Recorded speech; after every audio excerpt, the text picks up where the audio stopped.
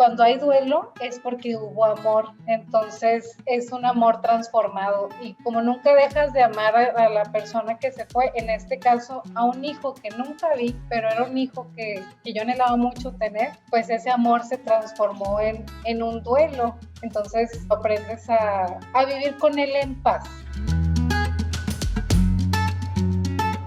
Aida, bienvenida y muchas gracias por sumarte a este proyecto desde muchos ángulos. Ay, no, gracias a ti por invitarme, muchísimas gracias, estoy súper contenta por formar parte de este proyecto que tú sabes que me encanta, soy tu fan. Muchas gracias. Aida, ahora sí que tienes muchos temas de los que nos podrías compartir, pero en este episodio me gustaría que platicáramos o que nos enfocáramos en dos, lo que son los bebés arcoíris y la depresión postparto, que generalmente o socialmente yo creo que pensaríamos que no son compatibles. ¿Cómo fue tu experiencia en tu primer embarazo? Bueno, pues mi primer embarazo fue un embarazo muy deseado, súper planeado, o sea, realmente mi esposo y yo queríamos tener ya un bebé. Uh-huh. De cuenta dijimos, queremos un bebé y al mes me embaracé, o sea, afortunadamente no tuve problema por ese lado. A los 3 meses más o menos de iniciado el embarazo, comencé a tener un sangrado. Fuimos con la ginecóloga y al hacer el ultrasonido, pues se dio cuenta que el corazón del bebé ya no estaba latiendo, del bebé,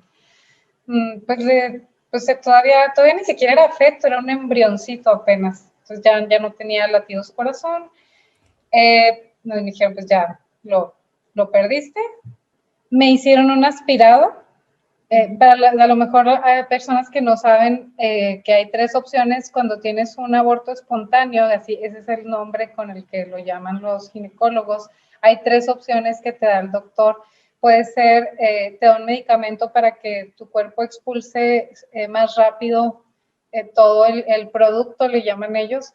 La otra es un legrado y la tercera opción es un aspirado. ¿Qué es un legrado? Un legrado, lo que yo entendí, te voy a decir lo que yo entendí de lo que me explicó mi doctora. Uh-huh. Es como, es como raspan, meten algo y empiezan a raspar el útero como con una cuchara de cuenta. Eso Okay. es un procedimiento muy invasivo y a veces en ocasiones pues puede lastimar tu útero. El aspirado es literal, te meten una aspiradora y aspira todo. Es Wow. menos invasivo que el legrado. Muchas personas no saben que existen esos dos procedimientos y escogen el legrado, que es que a mí mi ginecóloga me dijo, es el método más invasivo, yo no lo recomiendo, yo te recomiendo o la pastilla o el aspirado. También yo estoy súper agresiva con mi ginecóloga porque ella, no sé si es porque es mujer, pero ella me dijo, la pastilla, aunque va a ser lo mejor para tu útero porque es como que lo más natural, emocionalmente para ti va a ser súper fuerte. Porque, o sea, tú sabes lo que está pasando en tu cuerpo y no sucede rápido. O sea, hay mujeres a las que el efecto de la pastilla le dura casi una semana, entonces es una semana de estar viviendo lo que tú dices, estoy viviendo la pérdida así, la estoy viendo, ¿no? Uh-huh. Entonces yo dije, ok, me voy por el aspirado. Y mi ginecóloga también súper linda, me hizo anestesia general, o sea, consiguió un anestesiólogo, me durmieron, yo no recuerdo nada de ese momento. Y esto lo quiero mencionar porque platicando con otras amigas que tuvieron la misma experiencia, una de ellas tuvo aspirado, pero la anestesiaron con epidural, o sea, nada más de la cintura para abajo, entonces ella escuchó todo. Y eso emocionalmente es algo fuerte. Entonces, si alguna mujer está pasando por esto y tiene la opción de un aspirado, un legrado, lo que su médico mejor le recomiende, o sea, que pregunte si le pueden hacer anestesia general, si es posible, porque emocionalmente pues es más llevadero el Claro, proceso. Y claro, luego tengo, Y ahora que mencionas lo de que es algo que comentaste con amigas que habían vivido situaciones similares, Ujú. eso me viene a la mente que pues ese tipo de pérdidas son muy frecuentes y normalmente no se habla de ellas, ¿no? Porque son ahora sí que duelos silenciosos o duelos invisibles de los que casi no se habla.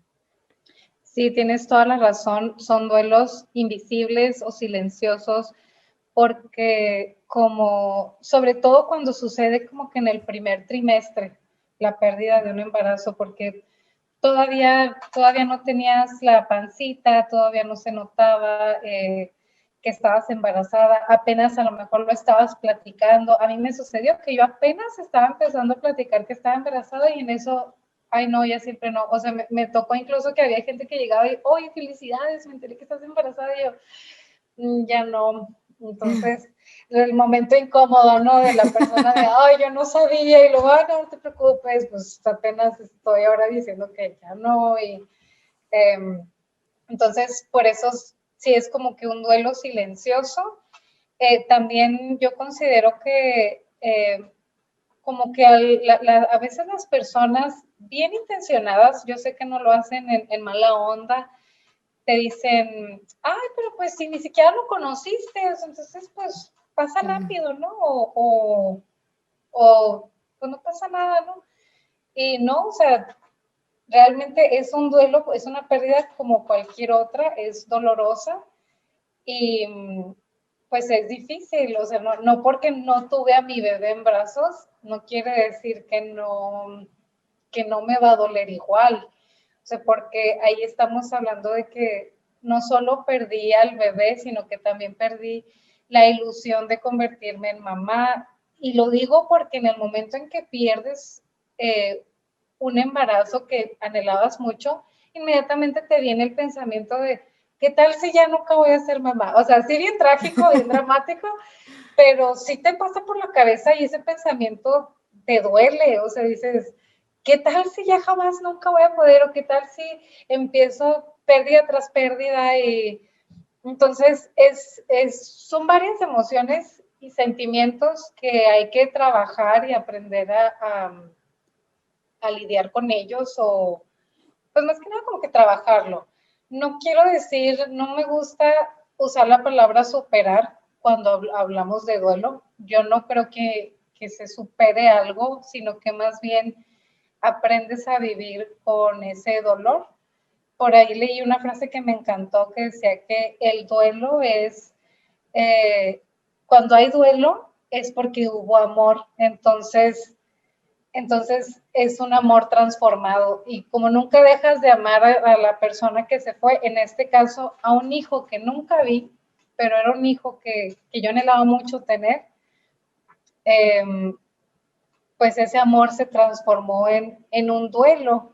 Entonces lo aprendes a vivir con él en paz, sin que te abrume, sin que te haga sentir miserable, porque pues sí hay días que sí se sientes así, obviamente, Sí, pero claro, cuando trabajas, sí, perdón. y más que todo también pues entra una parte química que es las hormonas, ¿no? O sea, porque quieras o no, también hay un desajuste hormonal y por más que tú mentalmente quieras decir estoy bien, o sea, físicamente estoy bien, hormonalmente están habiendo cambios y al final del día es normal sentirte triste, es normal sentirte de alguna u otra manera, pues que le cargan más al duelo, ¿no? O sea, de lo que estás viviendo.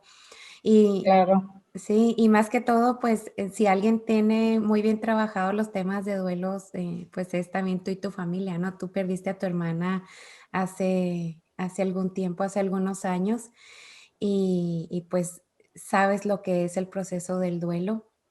Y ahora sí que, Aida, ¿cómo fue el proceso después de haber perdido a tu bebé y luego llegar al punto de tener un segundo embarazo, ¿no? O sea, llegó la luz o cuánto tiempo pasó entre tu primer pérdida y tu segundo embarazo?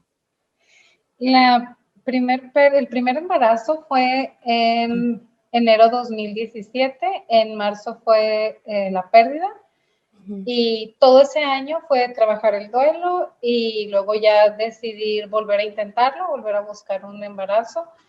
Y para enero, exactamente un año después, para enero del 2018, me doy cuenta que estoy embarazada.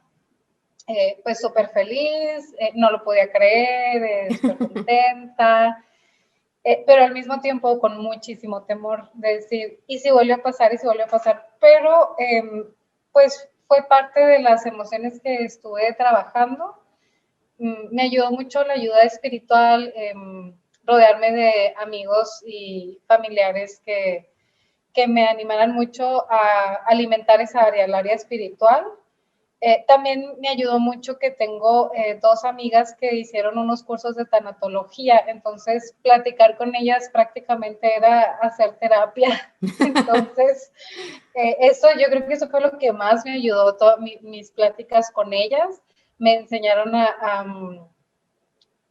haber enfrentado el duelo del primer embarazo, pero también a ver que las posibles pérdidas, o sea, porque ellas me decían, el ser humano siempre está enfrentando constantes pérdidas, como que eso, es estar consciente de eso y saber que pues podía ocurrir, pues la forma en que ellas me ayudaron a entender esa situación, pues me ayudó a enfrentar más ese temor, ese miedo. Entonces, aunque sí tuve miedo, pues lo trabajé.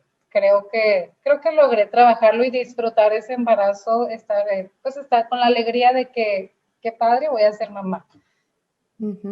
Y luego nace tu bebé y ¿cómo te sentiste en ese momento cuando llegó, no? O sea, yo pensaría o desde fuera pensaríamos si su sueño siempre ha sido ser mamá o si su sueño en los últimos años es ser mamá. Y yo lo que vería desde fuera es cumplió su sueño, es lo que ella quería. ¿Cómo te sentías? Llegué con muchas expectativas. Según yo, estaba preparada mentalmente para las desveladas, para toda esta parte que implica cuidar a un bebé, según yo. Iba muy mentalizada con eso.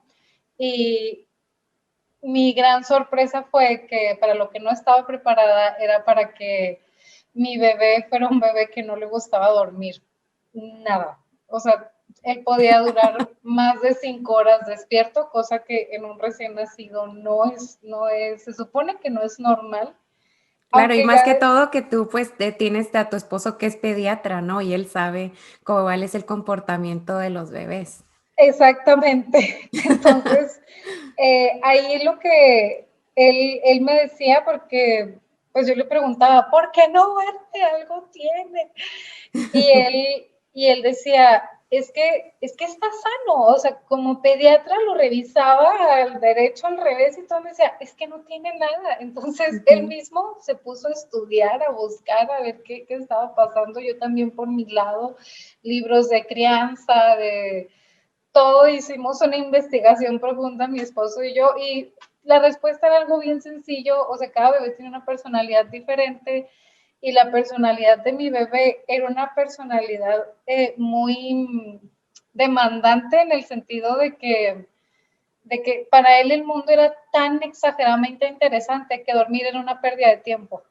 Entonces, así como que, ¿por qué dormir cuando puedo conocer el mundo? Y entonces, aunque su cuerpo se le pedía dormir, él se resistía a dormirse. Entonces, pues saber que era algo normal nos daba alivio, pero al mismo tiempo la falta de descanso fue mermando mi estado de ánimo, fue determinando mucho cómo me sentía yo, o sea, porque había una dualidad. Yo estaba feliz porque por fin se había cumplido mi sueño de ser mamá, amaba muchísimo, amo a mi hijo muchísimo, pero al mismo tiempo la falta de descanso, o sea, estaba empezando a provocar algo en mí. Y, o sea, yo sé que los bebés recién nacidos no duermen bien, el típico, o sea, yo recuerdo que a mí me decían, el primer mes es el más difícil porque no duermen, pero pues ya después empiezan a dormir. O sea, conmigo pasaba 1 mes, 2, 3, 4, 5, 6 meses y mi niño seguía sin dormir bien. yo volviéndome loca, o sea, no dormía ni de noche ni de día, dormía en espacios bien, bien cortitos y bien poquito, y tenía que dormir nomás en brazos, y literal lo que hacía cuando lograba dormirlo en las siestas, o sea, me lo dormía aquí, me sentaba yo en un sillón a leer un libro o al ver alguna serie con audífonos para no despertarlo, porque no dormía de otra forma. Tuve que renunciar a mi trabajo por esa razón. No, inicialmente no había sido mi intención, yo quería seguir trabajando, era maestra de secundaria, pero dije, no puedo, con un bebé que no duerme, o sea, ¿cómo voy a ir a trabajar con estas desveladas tan intensas? Me acuerdo que para mí una noche de que, dormí súper bien, era que Cesarión me había dejado dormir en lapsos de media hora, así de que una hora despierto, media hora dormíamos, una hora despierto, media hora dormíamos, y yo dije, ahora sí dormí. O sea, así de intenso fue. Entonces, fue algo muy, como lo dije ahorita, como que una dualidad de que muy feliz porque ya era mamá, pero al mismo tiempo decir, ¿qué es esto que está pasando? Sí. Y ahora sí que, ¿qué te hizo tomar como cartas en el asunto de decir, creo que algo no está funcionando bien? Obviamente al principio cuando no me sentía bien, yo decía, pues es porque no duermo. O por ejemplo, cuando llegaba a platicarlo con alguna amiga o con familiares, con mi mamá, o sea, todos decían, ay, es que es normal que te sientas así, o sea, porque yo platicaba que decía, es que estoy sintiendo como que miedo a no saber cuidar bien a mi bebé, estoy sintiendo miedo sentía miedo, ¿no? O, o como que una pregunta constante de, ¿qué va a pasar en el futuro? ¿Qué va a pasar? O sea, ansiedad. Y, o sea, ¿qué va a pasar en el sentido de, era una pregunta abierta, ¿no? O sea, de, ay, estaré bien siempre para mi bebé o mi bebé va a estar bien siempre. Y la gente me decía, es normal que pienses eso, no hay problema. Entonces, como que me dijeran eso constantemente, yo decía, ok, es normal. Pero llegó un punto en el que dije, ok, yo creo que esto ya no es normal, porque eran esas preguntas constantes de esa ansiedad, ese temor por el futuro, miedos irracionales. Digo irracionales porque, por ejemplo, yo no me gustaba ni siquiera salir a caminar al parque con mi bebé, porque yo pensaba, ¿qué tal si se le sale un perro a un vecino y luego el perro me empieza a perseguir? Y yo ya me veía corriendo en el parque con mi bebé en brazos y un perro persiguiéndome y gritando como lo que decía, no, qué miedo, no, mejor me quedo aquí en la casa, mejor no salgo, qué miedo, no. Y, o sea, era un miedo irracional, porque si ahorita lo pienso y digo, voy al parque con mi niño y si viene un perro, pues le aviento una piedra o a ver qué hago, ¿no? O sea, Ajá. ya no me da miedo pensar en eso, pero en aquel entonces sí me daba mucho temor. Y por más que trataba de convencerme, Aida, si llega a pasar, o sea, porque al mismo tiempo me decían, es que sería bueno que salieras a caminar al parque, algo, porque también me encerré mucho, no salía de mi casa por esto, o sea, renuncié al trabajo y luego no salí ni siquiera al parque. Al final, creo que eso era uno de los síntomas de la depresión, y la gente me decía, es que al menos salen a caminar al parque, y yo decía, no, qué miedo el perro, o sea, luego pensaba yo en eso, ¿no? Y yo misma dije, ok, ¿por qué no logro convencerme de que no pasa nada? O sea, ¿por qué no puedo convencer a mi cerebro de que es un temor irracional? Y luego también me sucedía mucho que era muy irritable en esos días, y por ejemplo, si cualquier detalle, por ejemplo, traía yo un vaso de agua y se me caía y pues me enojaba, ¿no? Porque, no, ahora a limpiar y el bebé llore y llore, pero ya hice un batidero aquí, y me molestaba, ok, después de limpiar, en lugar de que, ok, ya pasó la emoción de la frustración o enojo momentáneo porque se me cayó un vaso de agua, yo me quedaba ya atorada con esa emoción todo el día. Y era una sensación así de, ¿por qué sigo enojada? ¿Por qué? ¿Por qué? Y yo mismo me preguntaba y trataba de decir, es que ya pasó, no es para tanto. O sea, entonces empecé a tener como que esta batalla en mi cabeza. Ajá. Y me sentía cansada, o sea, porque era un estar peleando contra mí misma, ¿no? Y fue en ese momento cuando le dije a mi esposo, ¿sabes qué? Siento que necesito ayuda porque no puedo controlar lo que estoy sintiendo, lo que estoy pensando incluso. Literal, siento que no soy yo o que me estoy volviendo loca, no sé. Y luego súmale la culpa Sí. de decir, ¿por qué me siento así? Si estoy viviendo lo que siempre quise, ser mamá, el hecho de que mi bebé no duerma bien no es su culpa. ¿Por qué soy una mala mamá por sentirme así? ¡Qué horror!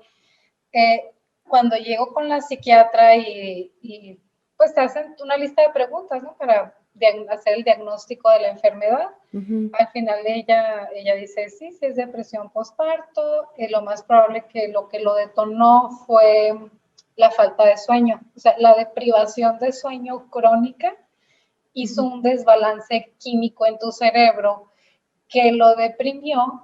Te lo voy a decir como yo lo entendí de la doctora, no soy Ajá. experta para nada, el que es doctor aquí es mi esposo, yo no, pero yo lo entendí así, que al haber ese desbalance químico, mi cerebro ya no captaba serotonina y todos estos, son químicos.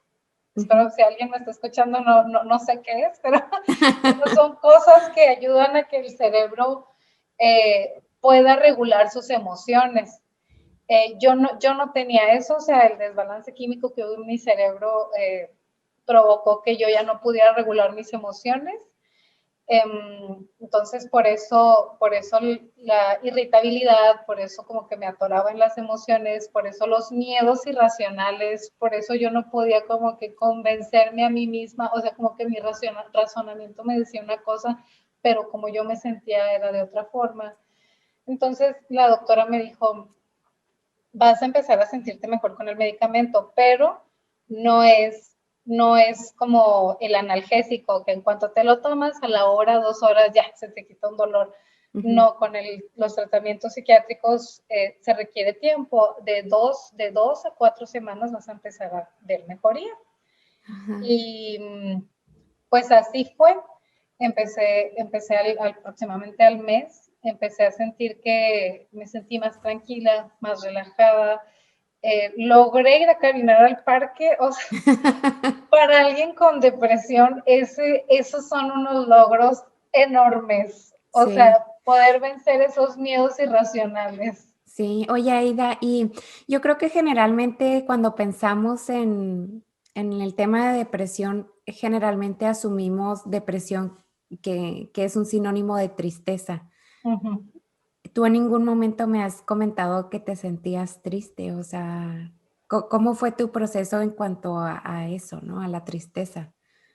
Sí, qué bueno que lo mencionas porque creo que fue una de las situaciones que no ayudó a que yo me diera cuenta que tenía depresión. Yo supe que algo andaba mal por lo que ya te platiqué, ¿no? Pero como nunca me sentí triste o como nunca sentí los síntomas más comunes que se asocian a la depresión, pues nunca imaginé que era depresión.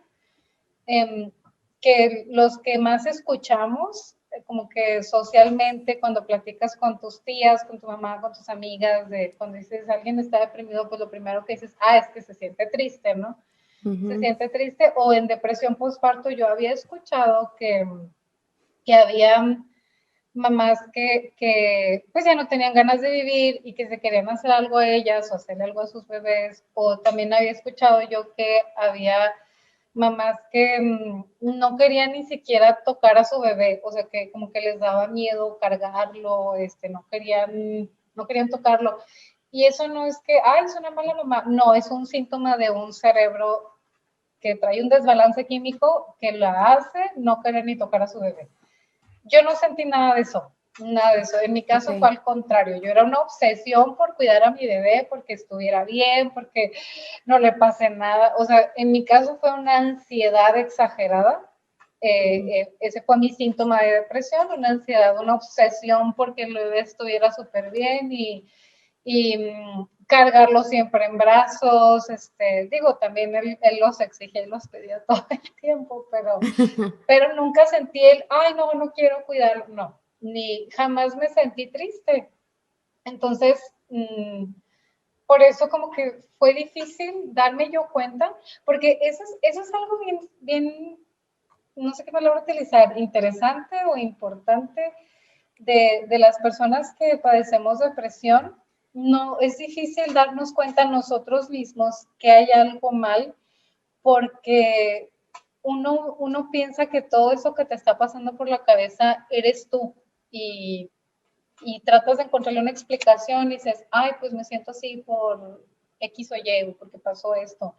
Nunca te imaginas que pudieras tener una enfermedad psiquiátrica que es depresión. O sea, y luego además que existe el tabú El de las estigma, claro. Sí, los prejuicios sobre alrededor de las enfermedades psiquiátricas, de que no, pues si yo no estoy loco, o sea, es lo primero, ¿no? Y como que hasta da vergüenza admitirlo, porque sabes que en cuanto dices, tengo depresión o la depresión, ni siquiera nos gusta llamarla enfermedad psiquiátrica, porque luego lo que uno piensa son, el manicomio está loco, no, aléjate de ellos. Pero pues, desafortunadamente es más común de lo que nos imaginamos. Creo que platicarlo de esta forma pues nos puede ayudar a otros a aprender a identificarlo, saber que la depresión tiene muchos síntomas y que de toda esa lista de síntomas tú puedes tener 2 o 3, como fue en mi caso, que fue ansiedad, irritabilidad y no necesariamente tristeza. Pues eso te puede ayudar a ti y a los que te rodean a identificar que hay un problema, a tratarlo y a resolverlo. Claro, más que todo es eso, ¿no? O sea, el de poderlo poner sobre la mesa y hablarlo, porque entre más lo hablemos se vuelve como algo más normal que escuchemos de eso. O sea, es como una manera de combatir que deje de ser un tabú, que deje de ser un estigma. Y te agradezco mucho el que tú lo estés poniendo sobre la mesa y sobre todo, ahorita en qué proceso vas, ¿cuánto tiempo te duró la depresión postparto o aún sigue? Cuéntanos cómo ha sido este proceso que estás viviendo. Pues una vez iniciado el tratamiento y que vi que empezó a hacer efecto el tratamiento, recuerdo mucho que, esto creo que es bien importante, porque recuerdo mucho que ya tenía mi segunda cita con la psiquiatra y le digo a mi esposo, oye, pues la psiquiatra me va a preguntar cómo me siento. Yo me siento bien, pero tú cómo me ves, porque al final del día, pues el que vive conmigo es el que el más afectado de Sí, esta enfermedad. Claro. Entonces tú dime, y recuerdo mucho sus palabras de que me dice, dile que todo ha cambiado, dile que todo ha cambiado aquí, todo está mucho mejor. Entonces, yo salí súper contenta, ¿no? O sea, yo fui hace mi segunda cita, ¿no? Doctora, todo va súper bien. Y entonces yo estaba muy emocionada por eso. Entonces, cada mes seguí yendo a mi cita con la psiquiatra. Algo muy importante es que aprendí en este proceso de recuperar mi salud mental, es que por más que estés emocionado porque ya viste que estás bien, es bien importante no dejar el tratamiento. O sea, porque a veces dices, ay, me siento bien, se me olvidó tomarme la pastilla un día que tiene. Ay, se me voy a olvidar que tiene. Y de repente ya son 3 días seguidos y luego dices, pues ya me sentía bien, no pasa nada. Y luego de repente otra vez te sientes mal. Y luego, ¿por qué? Y luego, es que se me olvidó tomarme el medicamento, qué irresponsable fui. O sea, es bien importante que seas constante, que sigas yendo con el doctor, con la doctora, con tu psiquiatra, porque ellos son los que van a decidir o sea, porque obviamente pues ellos hacen las preguntas para evaluarte, para ver cómo andas, ser bien honestos a la hora de responder, y ellos en base a lo que tú respondas y cómo te vean, ellos van a decidir si empiezan a bajar la dosis del medicamento, o si te hacen un reajuste o qué, y ya a partir de ahí, pues ellos tienen la última palabra de cuándo dejas el tratamiento, o sea, porque me sucedió que como que yo decía, ay, estoy súper bien, y tenía estas recaídas por esa, pues esa falsa confianza de mi parte, o sea, de decir, no, es que yo ya estoy bien, y entonces llegó un punto en el que dije, no vuelvo a faltar, porque creo que en algún momento dejé de ir con la psiquiatra un par de veces,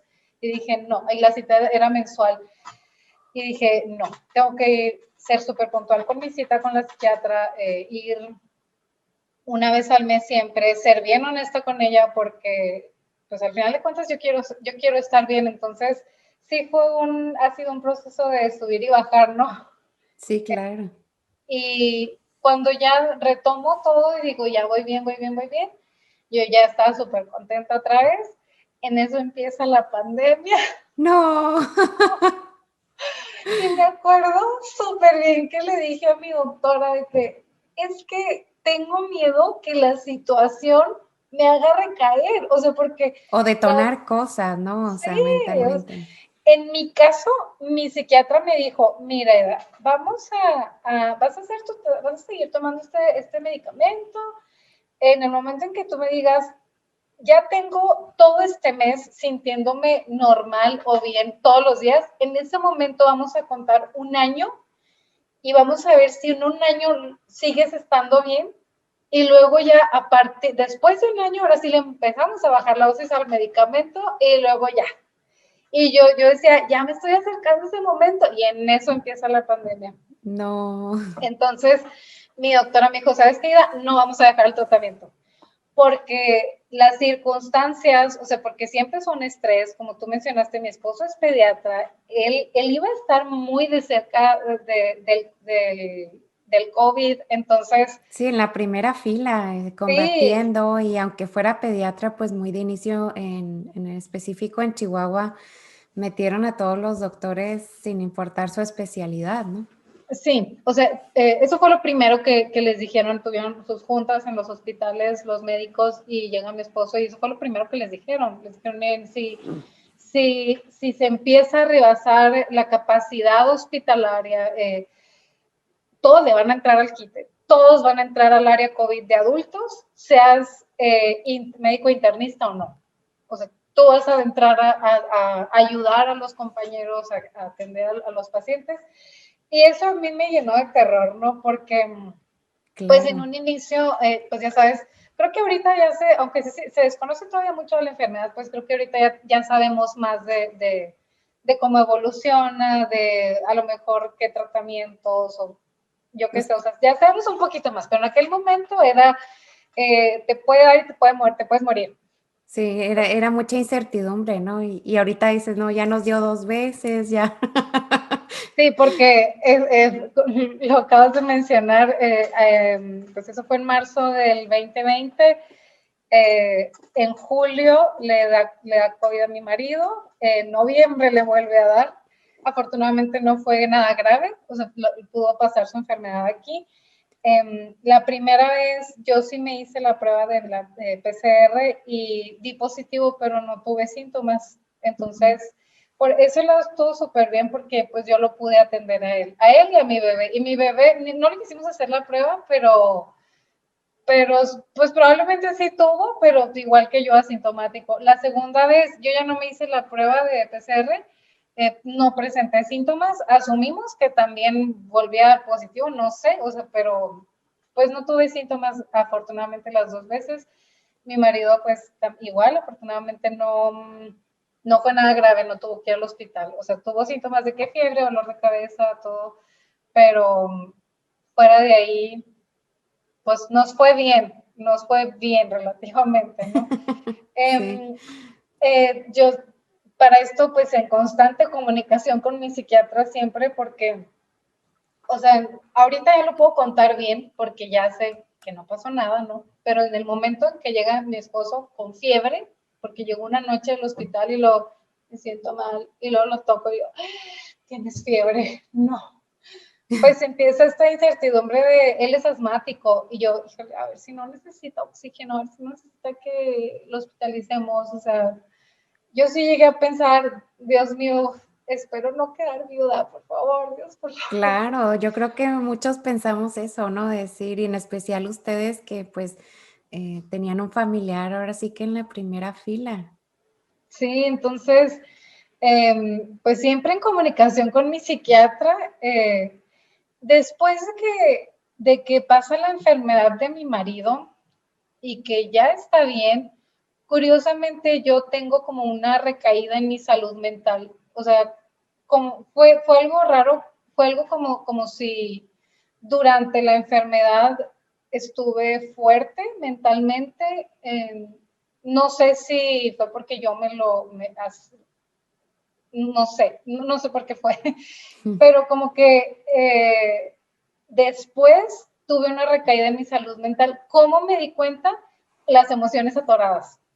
Esa es la manera en que yo empecé a conocerme en ese sentido, para yo tratar de identificar cuándo te estaba teniendo recaídas en cuanto a esta enfermedad. Y era de que me enojaba y me quedaba enojada. Y yo Ajá, dije, ay, no, estoy teniendo otra recaída, ¿no? ajá, Y hablé con mi psiquiatra, que para esto pues ya eran citas por Zoom, ¿no? sí.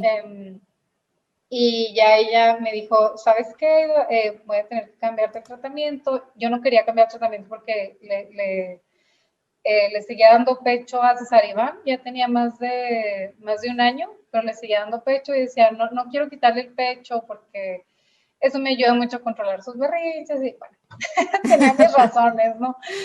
Y el medicamento que yo estaba tomando era compatible con la lactancia, entonces me habló de un tratamiento que ella estaba aplicando en algunos pacientes, Ujú, terapia con electrodos. mm. Claro que lo primero que piensas cuando te dicen eso es todo lo que has visto en las películas de Hollywood, ¿no? Así, gente que le están dando electroshocks amarrados a una cama, y, Sí, el ¿verdad? terror. Y luego yo me quedé así, ok, pero ¿qué es eso? Y ya me explicó que es una terapia con dos electrodos, te los ponen aquí en la cabeza, conectados a una maquinita, parece como un Game Boy, o sea, está chiquitita, ¿no? La Ajá. prenden y no sientes nada. Y mientras es media hora, dura media hora la terapia, y mientras estás tomando esa terapia con electrodos, va a estar una psicóloga haciendo terapia psicológica contigo, y la idea es que esa terapia de electrodos ayude a que tu cerebro capte mejor el medicamento que estás tomando. Eso fue lo que yo entendí de la doctora. Y me dijo que iban a ser 15 sesiones. Me dice, si estás interesada, platícalo con tu esposo. Y yo, ya después de que ella me lo explicó, y yo sí le dije, no es como las películas, y pues hasta se rió. No, claro que no son electroshocks, no vas a quedar como convulsionando, no, para nada, no. Entonces le digo a mi esposo, y ahí fue cuando me di cuenta que realmente cada especialidad a lo suyo, ¿no? Porque él es Sí, doctor, y yo dije, pues lo va a tomar bien, ¿no? Pero es ajá. pediatra, no psiquiatra. Entonces cuando le dije lo mismo, pensarle que te van a dar electroshocks, y yo, no. Entonces mi psiquiatra y él trabajan en el mismo hospital, y le pedí a la doctora que por favor explíquele usted ahí cuando lo vean en el hospital, porque no lo pude convencer, y yo sí quería. Y ya la doctora lo explicó a él, y ya mi marido dijo, ok, está bien, lo hacemos. Y tuve esa terapia, fueron las 15 sesiones. Yo creo que lo que más me gustó fue la terapia psicológica, porque yo no había tenido antes una terapia psicológica. Ok. Yo lo que había tenido era mucha terapia espiritual. Y Ujú. como que, o sea, eso te ayuda mucho, ¿no? Recurrir a tu iglesia, tener fe, alimentarte espiritualmente es muy bueno. Pero ahora que tuve esa terapia psicológica, me di cuenta que también era importante tomarla. O sea, yo me fui de terapia, al principio de mi depresión, de terapia espiritual, me fui inmediatamente a la terapia con medicamento. Ujú. Nunca pensé en una terapia psicológica, cuando lo normal es que siempre terapia psicológica y luego, si eso no funciona, pues te vas al medicamento, ¿no? Claro. Creo que yo pensaba que mi terapia espiritual, o sea, la ayuda que yo recibía en mi iglesia o a través de los libros que yo leía, o sea, que yo trataba como que recibir alimento espiritual, yo creía que eso sustituía la terapia psicológica. Y cuando tomé mi terapia psicológica acompañada de los electrodos, me di cuenta, dije, oh no, qué equivocada estaba. O sea, realmente necesitaba también esa terapia psicológica. O sea, como que necesitaba todo para estar bien. O sea, era algo integral, no nomás una cosa o atender mucho un área y desatender otra. O sea, porque después de que finalizó la terapia psicológica, la terapia de los electrodos, que seguí tomando el medicamento, le decía a mi esposo, se fueron con la artillería pesada contigo, y yo, es que estaba manejando mucho estrés, o sea, yo creo que ya después ya no era tanto la depresión postparto, sino ya era lo de la La pandemia, pandemia, la enfermedad, el que tus papás no estrés. se vayan a contagiar, porque ahora resulta que los mayores de 60 es el grupo vulnerable, y entonces ya era más bien ahora la pandemia casi, ¿no? Sí, Pero como claro, yo ya traía este antecedente de depresión postparto y estaba en un proceso de recuperar mi salud mental, pues claro que tuvimos que tener mucho cuidado con eso. claro. Entonces, después de todo esto que te comenté, todos estos tratamientos, me sentí muchísimo mejor. O sea, la terapia psicológica me ayudó mucho a separar mis emociones, a saber identificarlas, a saber cómo controlarlas. Y luego, como ya tenía el medicamento que me estaba ayudando a que mi cerebro, pues, cooperara, los electrodos igual hicieron lo suyo, pues yo ya empecé a ver otra vez que ya estaba bien. Recuerdo mucho que en la última terapia de electrodos le dije a mi psicóloga, le dije, estoy muy contenta porque a pesar de que las circunstancias no cambiaron, o sea, seguimos en pandemia, sigue habiendo el riesgo de que a mi esposo le dé COVID otra vez, porque yo las terapias de electrodos las tomé justo después de la primera vez que le dio COVID a Ajá, mi marido. Dije, a pesar de, yo le decía a mi psicóloga, a pesar de que las circunstancias no cambian, las circunstancias de estrés no cambian, siento que yo ya estoy más en control de cómo me siento yo y de cómo claro. respondo a estas situaciones. Claro que hay unos días más difíciles que otros, pero en general, o sea, todo este tratamiento me hizo sentir bien y me estaba ayudando. Y eso fue en agosto del 2020. Recuerdo que fuimos a visitar a mis papás. Mis papás se fueron a un rancho a petición de todos sus hijos, que les pedimos que se fueran a aislar literalmente, o sea, se fueran de la ciudad. Después de que le dio COVID a Oscar a mi marido, dijimos, vamos a visitar a mis papás, aprovechando que pues ya traíamos anticuerpos y ya no éramos riesgo de como que de ir a contagiarlos, y fuimos a visitarlos.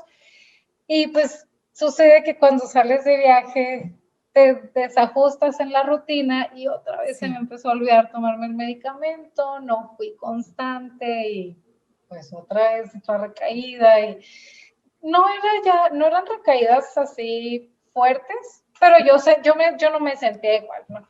sí lo notabas. Sí, y quiero como que hacer énfasis en esto porque luego no le damos, bueno, a mí me sucedió, no le daba la importancia a realmente no olvidar tomarme el medicamento. Yo hubiera relampallar a lo que fuera, yo tengo que ser súper responsable con mi medicamento para la depresión.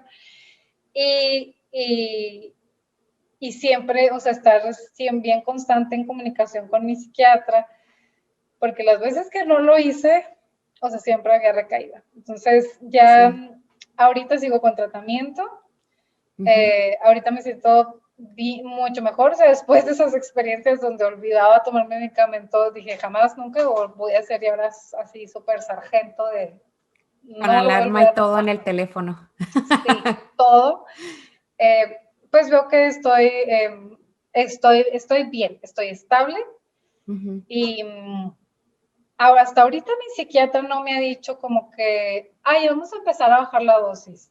No Ajá. quiere, porque como seguimos todavía En relativamente en pandemia, pandemia, sí, pues la situación, mi marido ya tiene, como es personal de salud, ya tiene las 2 vacunas.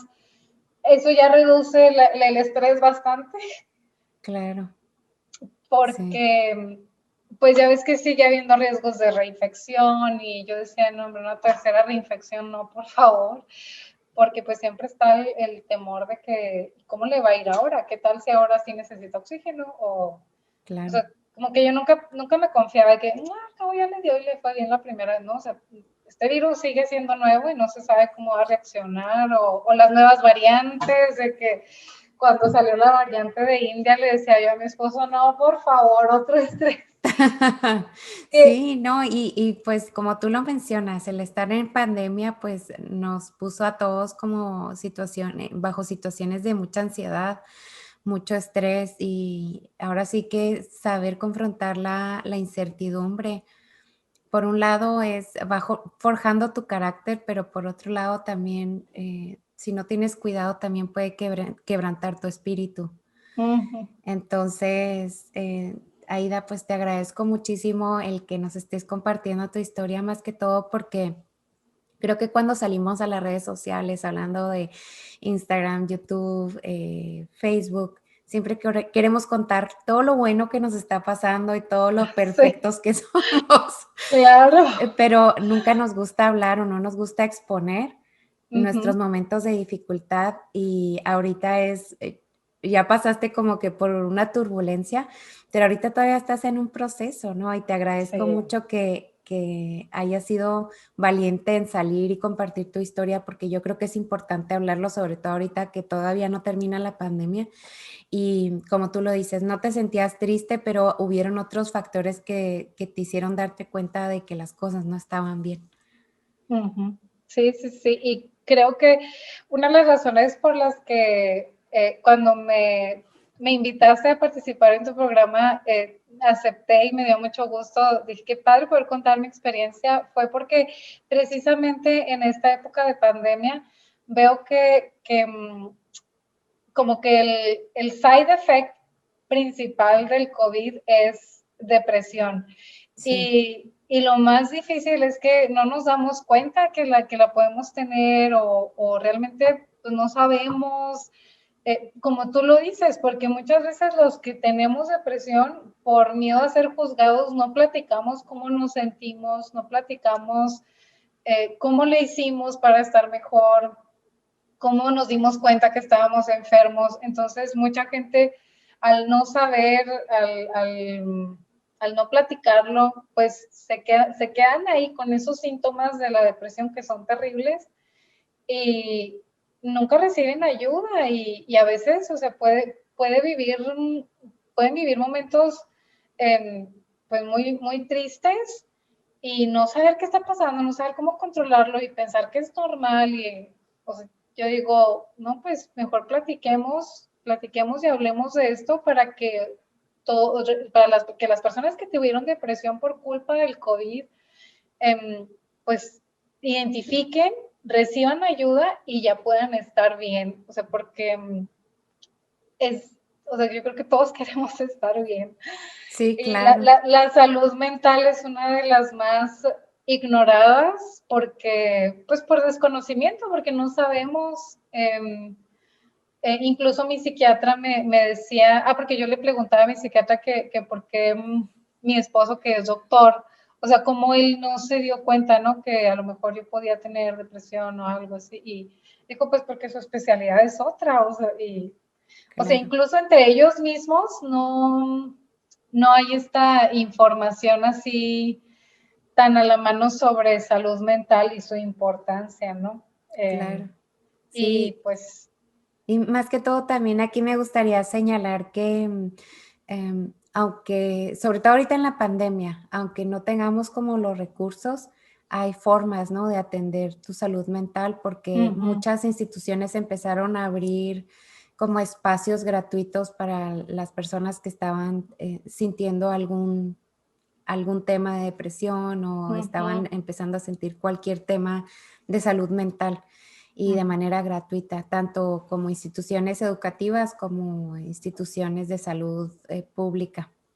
Y pues te agradezco muchísimo, Aida. No sé si te gustaría compartirnos algo más o ya aquí cerramos. Solo quisiera añadir algo más en cuanto a la depresión postparto,